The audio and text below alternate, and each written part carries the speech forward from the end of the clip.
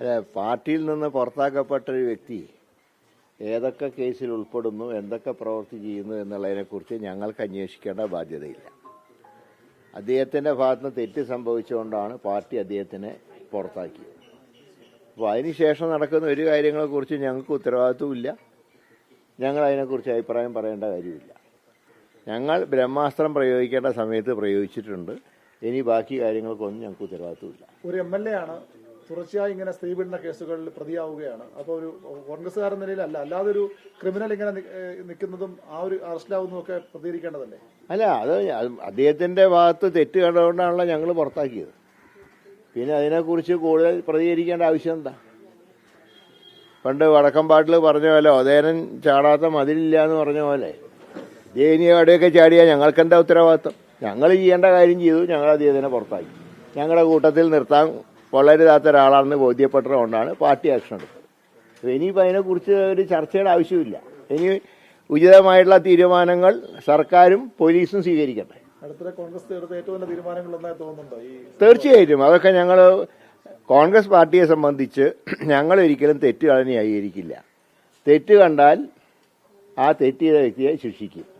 അതാണ് പാർട്ടി നയം. അല്ലാതെ ഞങ്ങളുടെ പാർട്ടി ചെയ്താലൊക്കെ ശരി, മറ്റു പാർട്ടിക്കാർ ചെയ്തൊക്കെ തെറ്റ് എന്ന് പറയുന്ന സംസ്കാരം കോൺഗ്രസിനില്ല. ഞങ്ങൾ സ്വർണം കട്ടവരെയും സ്ത്രീലമ്പടന്മാരെയും ഒന്നും ഞങ്ങൾ ഒരു കാലത്തും പ്രോത്സാഹിപ്പിച്ചിട്ടുമില്ല. പക്ഷെ കഴിഞ്ഞ ആഴ്ചയും കോൺഗ്രസിന്റെ മുതിർന്ന നേതാവായ PJ കുര്യൻ ഈ അദ്ദേഹത്തെ തിരിച്ചെടുക്കണമെന്ന് ആവശ്യപ്പെട്ടിട്ടുണ്ട്. കഴിഞ്ഞ ആഴ്ച പോലും ഞാൻ പറഞ്ഞില്ല, പാർട്ടി ഒരു ആക്ഷൻ എടുത്തു കഴിഞ്ഞു. ആ ആക്ഷൻ ആയിട്ട് അതിന് ഞങ്ങൾ ഉറച്ചു നിൽക്കുന്നു. ഞങ്ങൾ ചെയ്ത് ശരിയാണെന്ന് തുടർന്നുള്ള സംഭവങ്ങൾ തെളിയിക്കുന്നുണ്ട്. അത് ഇനി അതിനെക്കുറിച്ച് ഇനി ഓരോരുത്തർ പറയുന്ന അഭിപ്രായങ്ങൾക്ക് മറുപടി പറയേണ്ട കാര്യമില്ല. ഈ ഉദയനന്റെ കളരി കോൺഗ്രസ് ആണ്. കോൺഗ്രസ് ആയിരുന്നപ്പോഴാണ് ഈ ചാട്ടം എല്ലാം ചാടിയത്. അതുകൊണ്ടാണല്ലോ ഞങ്ങൾ ഇതും പിടിച്ച് പുറത്താക്കിയത്.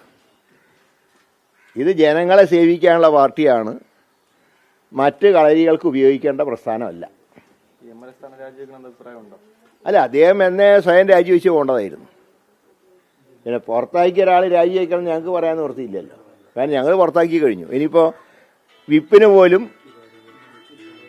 ഇതില്ല. കാരണം ഇനി വിപ്പ് കൊടുത്താൽ അനുസരിക്കണമെന്നില്ല. പുറത്താക്കി കഴിഞ്ഞാൽ വിപ്പ് ബാധകമല്ല, സസ്പെൻഡ് ചെയ്താൽ വിപ്പ് ബാധകമാണ്. അതുകൊണ്ടാണ് ഞങ്ങൾ ആദ്യം സസ്പെൻഡ് ചെയ്തത്. പക്ഷേ ഗുരുതരമായിട്ട് ആരോപണങ്ങൾ പിന്നെയും ഉണ്ടായി, അതിജീവിതന്മാരുടെ എണ്ണം കൂടി. അങ്ങനെ വന്നപ്പോൾ ഞാൻ പറഞ്ഞ പോലെ ബ്രഹ്മാസ്ത്രം ഞങ്ങൾ പ്രയോഗിച്ചു. ഇനിയുള്ള ഒന്നിനും ഞങ്ങൾക്ക് ഉത്തരവാദിത്വമില്ല. അത് അവർ ഉപയോഗിച്ചാൽ ഞങ്ങൾക്ക് തിരിച്ച് ധാരാളം പറയാനുണ്ട്. ഞങ്ങളുടെ പാർട്ടിയാണ് സ്ട്രേയാണ് ആക്ഷൻ എടുത്തത്. നേരെ മറിച്ച് ഇത് ചെയ്തവരെ വീണ്ടും സ്ഥാനാർത്ഥിയാകുമെന്ന് പറഞ്ഞിട്ട് നടക്കുകയല്ലേ. ഇത് അറിഞ്ഞിട്ട് മുഖ്യമന്ത്രി ഹേമ കമ്മിറ്റിയുടെ റിപ്പോർട്ട് വായിച്ചിട്ട് പോലും അതിൽ പറഞ്ഞിട്ട് ആളെ 2 തവണ സ്ഥാനാർത്ഥിയാക്കി. 2021 ആക്കി, 24 ആക്കി.